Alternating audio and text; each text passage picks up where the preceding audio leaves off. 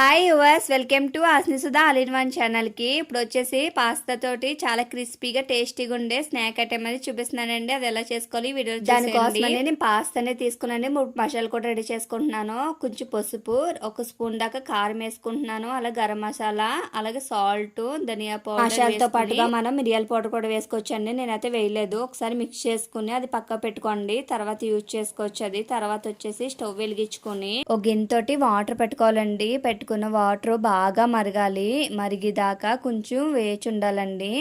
ఇలా కొంచెం మరిగాక అందులోకి టేస్ట్ సరిపడా ఉప్పు వేసుకోవాలి, తొక్కు వేసుకోవాలండి. మనం ఇందాక మసాలాలో కూడా కొంచెం ఉప్పు వేసుకున్నాం కదా.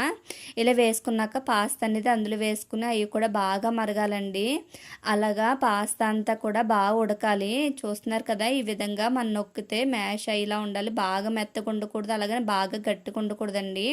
మీడియం సైజులో అనేది బాగా ఉడికించుకోవాలి. ఇలా ఉడికించుకుందాం అది తీసుకువెళ్ళి ఫ్యాన్ గల్లో పెట్టాలండి. ఫ్యాన్ గల్లో పెట్టాక బాగా చల్లారాక ఇలాగా కార్న్ ఫ్లోర్, అలాగే రైస్ ఫ్లోర్ అదంటారు కదండి, వరిపిండి వేసుకుని బాగా మిక్స్ చేసుకోవాలి. కొంచెం గరం మసాలా కూడా వేసి నాకు స్కిప్ అయిందండి. ఇందులోనే మిరియాల పౌడర్ అనే వేసుకోవచ్చు.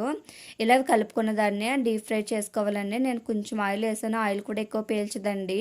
మీరు ఈజీగా చేసుకోవచ్చు.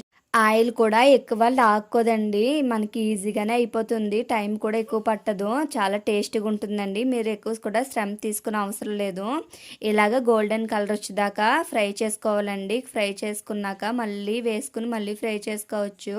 ఎలాగొచ్చినాయి ఈ సౌండ్ చూస్తేనే మీకు తెలిసిపోతుంది. మీరు ఈ పాస్తాని ఫ్రై చేసుకుంటే ఇలా సౌండ్ వస్తేనే బాగా ఫ్రై అయినట్టు. ఇలా ఫ్రై చేసుకున్నాక అందులోకి మనం ముందుగా మసాలాని రెడీ చేసి పెట్టుకున్నాం కదండి, ఆ మసాలా అంతా కలిపేసుకోవాలి.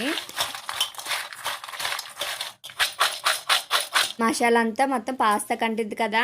మనకైతే పాస్తాతోటి స్నాక్స్ అనేది రెడీ అయిపోయిందండి. చాలా టేస్టీగా ఉన్నాయి. ఈ వీడియో కన్నా నచ్చిందా అయితే సబ్స్క్రైబ్ చేసి లైక్ చేయండి. Thank you.